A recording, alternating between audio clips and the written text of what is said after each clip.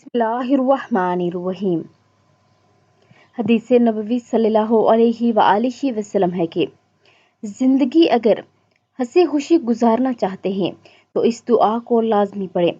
हज़रत उमर रज़ियल्लाहु तआला अन्हु से रिवायत है कि रसूल करीम सल्लल्लाहु अलैहि वआलिहि वसल्लम ने इरशाद फरमाया, जो शख्स किसी मुसीबत ज़दा को देखकर ये दुआ पढ़ ले,